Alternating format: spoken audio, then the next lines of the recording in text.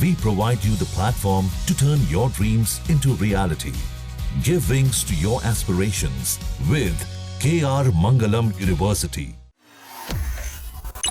प्रधानमंत्री नरेंद्र मोदी ने एक तरफ ब्राजील में हुए ब्रिक्स शिखर सम्मेलन में हिस्सा लिया, वहीं दूसरी तरफ ट्रंप ने अब बड़ी धमकी ब्रिक्स को दे दी है। अमेरिकी राष्ट्रपति ने ब्रिक्स देशों को लेकर एक बड़ा बयान देकर पूरी दुनिया में तहलका मचाकर रख दिया है। ट्रंप ने चेतावनी दे दी है कि जो भी देश ब्रिक्स की अमेरिका विरोधी नीतियों के साथ खुद को जोड़ते हैं उन पर 10% का अतिरिक्त टैक्स लगा दिया जाएगा। यह बयान उन्होंने अपने social media platform truth social पर लिखा है, जैसे कि वो यहां पर लिखते रहते हैं। लेकिन भैया ये कौन सी ऐसी अमेरिका विरोधी नीतियां हैं, इसका उल्लेख उन्होंने अब तक नहीं किया है।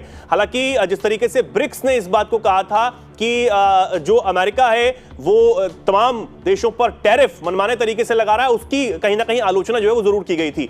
अब इस ट्रंप के धमकी के बाद क्या कुछ होता है देखने वाली बात होगी। लेकिन संजीव जी मेरे साथ है। संजीव जी क्या कहेंगे इस पर? अब ट्रंप ने एक और धमकी कहें ये दी है ब्रिक्स को। जी, ये एक धमकी है, चेतावनी है। इस तरीके की बातें वो करके वो ब्रिक्स के राष्ट्रों के विरोध को उन्होंने एक बार फिर से दर्शाया है। इसके पहले भी उन्होंने कहा था कि यदि ब्रिक्स के राष्ट्र यूएस डॉलर को रिप्लेस करने की दिशा में और एक वैकल्पिक करेंसी को स्थापित करने की दिशा में आगे बढ़ते हैं तो अमेरिका ब्रिक्स के राष्ट्रों पर 100% तक का टैरिफ लगाएगा। और अभी वो ये कह रहे हैं कि ब्रिक्स के राष्ट्रों की जो एंटी अमेरिकन नीतियां हैं कोट अनकोट, उसको जो है जो कि वो मानते हैं कि वो एंटी अमेरिकन है, जबकि ब्रिक्स के राष्ट्र ऐसा नहीं मानते। तो यदि कोई एंटी अमेरिकन नीतियों के साथ जाएगा तो अमेरिका उन राष्ट्रों पर 10% का अतिरिक्त टैरिफ लगाएगा। इस तरीके की बातें करके डोनाल्ड ट्रंप ब्रिक्स के राष्ट्रों के विरोध में अपने स्टैंड को लगातार व्यक्त कर रहे हैं। लेकिन जहां तक ब्रिक्स के राष्ट्रों का प्रश्न है तो ब्रिक्स के राष्ट्र एंटी अमेरिकन और एंटी वेस्टर्न एजेंडे पर नहीं चल रहे।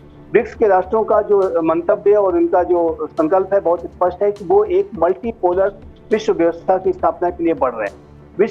ब्रिक्स राष्ट्र जो है वो आपसी पार्टनरशिप को गहरा करके विश्व की जो समस्याएं हैं उनके समाधान की दिशा में अपना पूरा प्रयास करना चाहते हैं। ब्रिक्स के राष्ट्रों को इस बात का भी जाहिर है कि उनके अंदर एक इस बात को लेकर के ब्रिक्स के राष्ट्रों का एहसास है कि इन राष्ट्रों की बड़ी शक्ति है, लेकिन उनको डिजर्विंग प्लेस भारत के साथ जो ट्रेड डील की बात हो रही है। संजीव जी मेरा आखिरी सवाल ये, भारत के साथ जो ट्रेड डील की बात चल रही है उसको लेकर काफी ज्यादा आप गहमा गहमी है, क्या उस पर इसका असर पड़ सकता है? देखिए, ट्रेड डील हो चाहे वो ब्रिक्स के संदर्भ में अमेरिका के इस तरीके के ब्रिक्स विरोधी बयानों का प्रश्न हो, भारत ऐसे विषयों पर रणनीतिक स्वायत्तता के आधार पर कार्य करता है।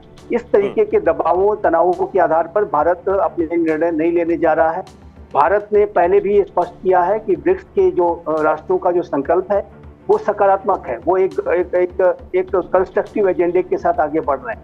एक ग्लोबल जो विश्व व्यवस्था में आने सभी राष्ट्रों को महाशक्तियों को रिप्रेजेंटेशन मिले उसकी दिशा में कार्य कर रहे हैं। यूएन का रिफॉर्म्स होने चाहिए। यदि ब्रिक्स के राष्ट्रों को लेकर के अमेरिका को इतनी ही चिंता है तो अमेरिका को इस बात की कोशिश करनी चाहिए कि यूनाइटेड नेशंस सिक्योरिटी काउंसिल का और यूनाइटेड नेशंस का रिफॉर्म किया जाए, जिसकी की बात भारत के प्रधानमंत्री ने कल कही है कि ब्रिक्स के राष्ट्रों को आप रिप्रेजेंटेशन भी नहीं देंगे और आप ब्रिक्स के राष्ट्रों की आलोचना भी करेंगे तो ये तो नहीं चलेगा। और इस तरीके की जो बातें हैं उसको भारत कभी भी स्वीकार नहीं करेगा और ब्रिक्स का कोई भी राष्ट्र इसको स्वीकार नहीं करेगा। और अमेरिका के इस तरीके के बयानों का ब्रिक्स के ऊपर कोई असर नहीं पड़ने जा रहा है। बिल्कुल कोई असर नहीं होगा। और सिर्फ टैरिफ को लेकर ही नहीं, तमाम और भी चीजों को लेकर भारत बार बार ये साफ कर चुका है कि किसी भी दबाव में कोई फैसला नहीं लिया जाएगा। अब आप समझिए कि पहले ब्रिक्स पर 100% टैरिफ लगाने की धमकी और उसके बाद अब अमेरिका के खिलाफ नीतियां बनाने के लिए 10% अतिरिक्त टैक्स लगाने की धमकी। क्या कुछ होगा, क्या टकराव की स्थिति बनती है, इस पर नजर हमारी बनी रहेगी। फिलहाल के लिए संजीव जी बहुत बहुत धन्यवाद आपका हमारे साथ जुड़ने के लिए। हमारे दर्शकों का बहुत बहुत धन्यवाद। क्या आप इस पर सोच रखते हैं, क्या कुछ कहना चाहते हैं, कमेंट सेक्शन में लिखें और ऐसे ही जुड़े रहें, देखते रहें दैनिक जागरण। नमस्कार।